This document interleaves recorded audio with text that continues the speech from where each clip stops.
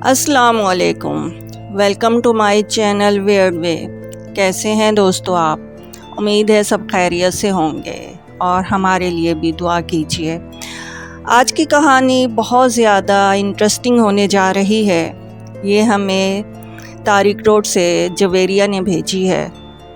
کراچی کا بہت مشہور علاقہ طارق روڈ، جسے سب جانتے ہوں گے۔ وہ بتاتی ہے کہ ہم نئے اس علاقے میں ابھی شفٹ ہوئے تھے۔ ہم نے رینٹ پہ گھر لیا تھا، کافی بڑا گھر تھا، لیکن تقریباً 40 سال پرانا ہوگا۔ ہمیں اس گھر میں آئے ہوئے گزرا تھا۔ ہم نے ایک ہفتہ اپنے گھر کو سیٹ کرنے میں لگا دیا۔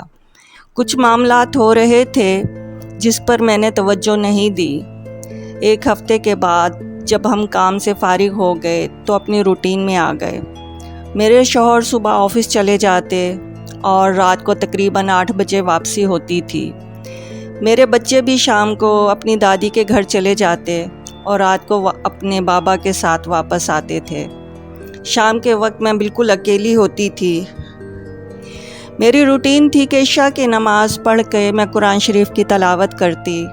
اس دن بھی میں قرآن شریف کی تلاوت کر رہی تھی تو مجھے ایک دم سے آواز آئی، اسد تم کہاں ہو؟ میں تمہارا انتظار کر رہی ہوں۔ اب میں سمجھی شاید پڑوسیوں نے آواز دی ہے، لیکن دماغ میں ایک دم سے خیال آیا کہ ہمیں تو یہاں ابھی آئے ہوئے ایک ہفتہ ہی گزرا ہے، ہمیں تو یہاں بھی کوئی جان پہچان والا بھی نہیں ہے، پھر یہ آواز کہاں سے آئی؟ ابھی میں یہ سوچ ہی رہی تھی، پھر مجھے آواز آئی، حمزہ تم ابھی تک نہیں آئے۔ یہ دونوں نام میرے بیٹوں کے ہیں۔ پھر میں نے جب زیادہ غور کیا تو مجھے ایسے لگا جیسے کوئی میری ہی آواز میں میرے بچوں کو آوازیں دے رہا ہے۔ میں ایک دم سے چکنا ہو گئی، لیکن میرے اندر بالکل ڈر خوف محسوس نہیں ہوا، چونکہ میں قرآن پاک کی تلاوت میں مصروف تھی۔ قرآن پاک کی طاقت سے بڑھ کر تو کسی کی طاقت نہیں ہو سکتی۔ اس کے بعد میں نے محسوس کیا کہ ہمارے گھر کے صحن میں کوئی بہت تیز قدموں سے چل رہا ہے، جیسے کسی کو بہت زیادہ غصہ چڑھا ہوا ہے اور تیز اپنے پاؤں زمین پہ پٹک رہا ہو۔ اس پر بھی میں نے توجہ نہیں دی، بس میں اپنی تلاوت میں مشغول رہی۔ اسی دوران پھر ہمارے کچن سے، جو کہ ہمارا کچن صحن میں ہی تھا، ایسے لگ رہا تھا جیسے کوئی برتن دھڑا دھڑ توڑ رہا ہو۔ کافی برتنوں کے نقصان ہونے کی آوازیں آ رہی تھی۔ خیر میں نے اپنا کام جاری رکھا اور قرآن پاک کی تلاوت ختم کرنے کے بعد جیسے ہی میں لاؤنج سے باہر نکلی تو مجھے محسوس ہوا کہ جیسے کسی چیز نے مجھے ٹچ کیا ہو، لیکن مجھے تو کچھ نہیں ہوا، جیسے اس چیز کو کوئی بہت زوردار جھٹکا لگا ہو اور باقاعدہ اس کے چیخنے کی آواز آئی ہو۔ خیر میں اسی طرح اپنے گھر کے کچن میں گئی تو میں نے دیکھا کچھ برتن ٹوٹے ہوئے تھے۔ میں خاموش ہو گئی۔ میں نے آ کر اپنے شوہر کو فون کیا کہ آپ گھر ذرا جلدی آئے، کچھ معاملات ہو رہے ہیں۔ گھر آ گئے۔ جیسے ہی وہ گھر آئے تو میں نے بچوں کے سونے کا انتظار کیا۔ بچے سو گئے تو میں نے رات کو اپنے شوہر سے ذکر کیا کہ گھر میں کچھ ایسے معاملات ہو رہے ہیں تو آپ ذرا توجہ دیں۔ تو وہ بھی کہنے لگے کہ ہم لوگ جس دن سے آئے ہیں میں اسی دن سے محسوس کر رہا ہوں۔ ابھی کل رات کی بات ہے، جب میں تہجد کی نماز کے لیے اٹھا تھا تو میں نے دیکھا کہ ایک بہت بڑا سایہ بچوں کے کمرے کی طرف گیا ہے۔ چونکہ میرے شوہر بہت زیادہ عبادت گزار تھے، انہیں یہ چیزیں محسوس ہو جاتی تھی۔ وہ کہتے میں فوراً ہی اپنے بچوں کے بیڈ روم میں گیا اور جیسے ہی میں گیا تو میں نے آیت الکرسی کی تلاوت شروع کر دی۔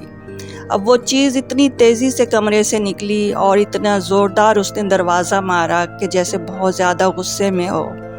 وہ کہتے میں تمہیں بتانا نہیں چاہتا تھا کہ کہیں تم ڈر نہ جاؤ۔ اس کے بعد کہتے ہمارے گھر میں جو چیکو کا درخت ہے وہاں پہ میں نے 2 آنکھیں چمکتی ہوئی دیکھی۔ تو کہتے میں نے جیسے ہی ہاتھ آگے بڑھایا کہ میں انہیں ذرا دم کر دوں درخت کو تاکہ وہ چیزیں چلی جائیں، تو کہتے میں نے پانی دم کیا اور درخت پر چھڑک دیا تو ان چیزوں کے باقاعدہ چیخنے کی آوازیں آئیں کہ تم لوگ یہاں پر آ گئے ہو اور ہم لوگ تو کب سے آباد ہیں، ہمیں پریشان کر رہے ہو، بہتر ہے کہ تم لوگ یہاں سے چلے جاؤ ورنہ ہم تمہیں بہت زیادہ نقصان دیں گے۔ میرے شوہر بتاتے ہیں کہ اس طرح کے معاملات پہلے دن سے ہی میں محسوس کر رہا ہوں۔